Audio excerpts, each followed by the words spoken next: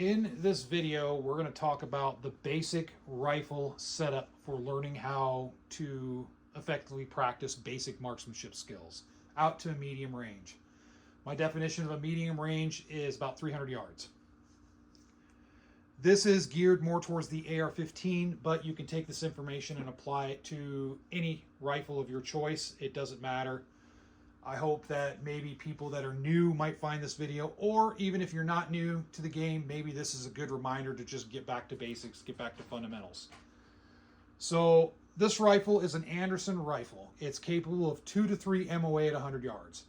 It's a good service type rifle. It's very inexpensive. Anderson is out of business. That's a whole nother video, but it's still a decent made rifle for those that are on an extreme budget. This rifle, as you see, is very simplified. There's no lights, there's no lasers, there's no optics, none of that stuff. It's just a decent set of solid fixed iron sights and a bipod. The reason I have this rifle set up in this way is because I want to learn basics of marksmanship. Now granted, iron sights are a little bit harder, but that's the point. As long as you don't have eye issues that are preventing you from using iron sights, I highly recommend that you get good with iron sights. The reason I say that is when you're trying to focus on farther targets with iron sights, obviously there's no magnification, and with factory iron sights, you're going to have a little bit more of a coarse sight picture.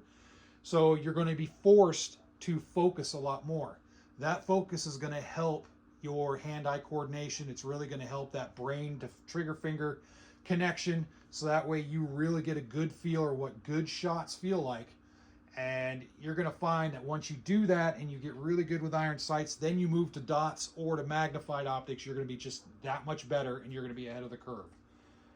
So if you're just starting, or if you're looking for a return to fundamentals type thing, I suggest go with irons. With that said, the iron sights I have on here, these are fixed iron sights. Very well made fixed iron sights, even though they're inexpensive.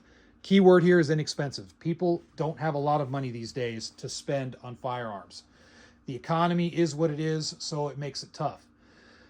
These are UTG slim, what is this, low profile slim iron sights. They're set up as an A2 rear sight and kind of an A2 kind of style front sight. Done really, really well. These sights were actually sent to me by AT3 Tactical. These are made by UTG, so shout out to AT3 Tactical for sending these to me. With that said, if you guys haven't checked them out yet, feel free to go to their website and check them out. Good folks, and they have some pretty cool stuff on their website. The iron sights you can see are spread out. They're spread out as far as I can get them on the rifle. The reason is because the longer the sight radius, the better precision you're going to get. The goal is you want to shoot to the mechanical accuracy of the rifle, or at least as close to it as possible. With this one, it's not too terribly hard to do so because you're talking it's a 2 to 3 MOA gun. And with factory ammo, as long as you have good fundamentals, you should be able to shoot to that no problem. I want to have my iron sights spread out as far as possible from each other, so that way that helps me out. The closer the sight radius is to each other, you're not going to get that same level of accuracy. Especially with when we're talking with peep style sights such as this. It's just when you have that front sight farther out, you just get a lot more precision movement and precision adjustment to your sight picture, and that really translates to downrange. So that's the iron sight. So just a good solid set of fixed iron sights will do wonders. This has an A2 rear drum, so I can adjust the elevation. If I wanted to really get the dope in on this rifle and figure out where it exactly hits at different ranges, I can do so. I can make notes.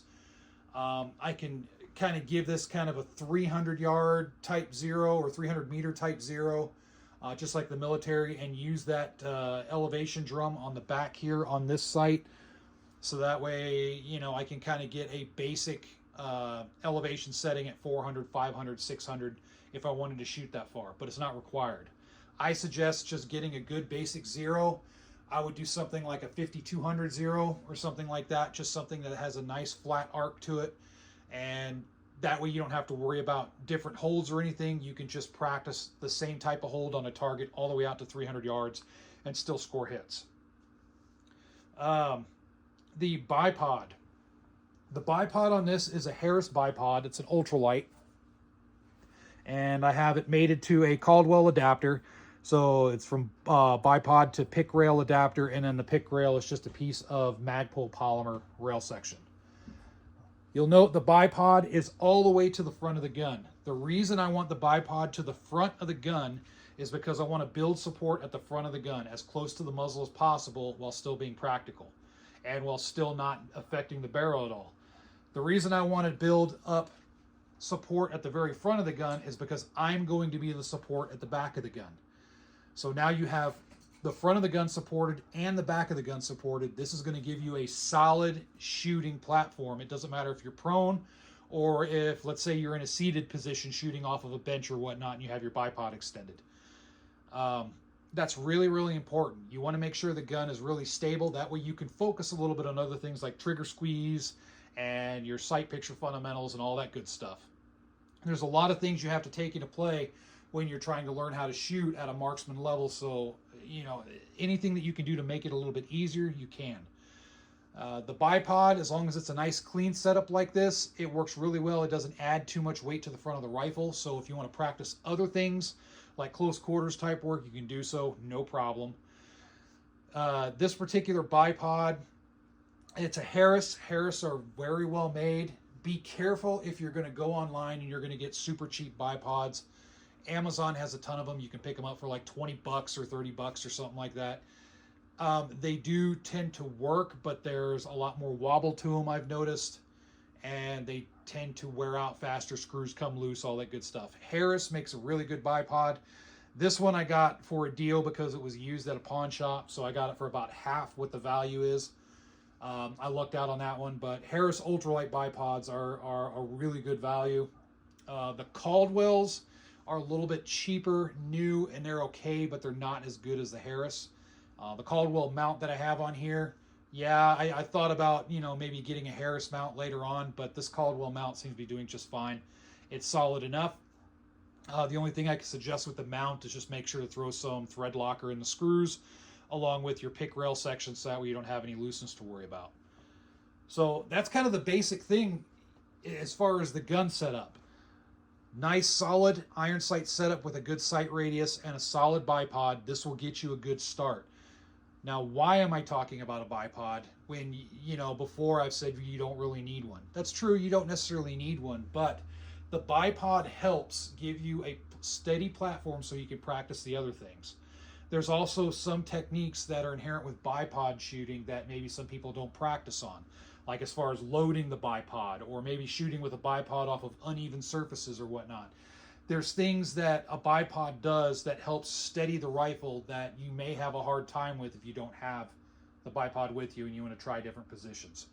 So that's why I think the bipod's important. So you can see this rifle is really inexpensive and it's very basically set up. There's really nothing to this gun. I know it doesn't have lights, it doesn't have lasers, it doesn't have all the Gucci stuff, but that's okay. You don't need it. You don't need it to be able to get out there and shoot, have fun, and really practice your craft, become a really good shot. This is all you need, and this will get you out to 300 yards easily. You'll be able to be placing headshots if you do your job at 300 yards. So with that said, I'm going to do more videos of this as I go. We'll take this out to the range and we'll do some shooting with it, along with some other setups that I have. And as we go, maybe I'll just keep the series going and then we'll just kind of delve into other factors of marksmanship. Then we'll talk about red dots, magnified, all that good stuff. The reason I wanted to do this video is I wanted to get a series on there focusing on marksmanship. Everybody's talking about close quarter stuff and fast shooting and all that cool stuff. I want to get back to the fundamentals because the fundamentals are important. So anyway, comment section below what you guys think. Thank you for watching.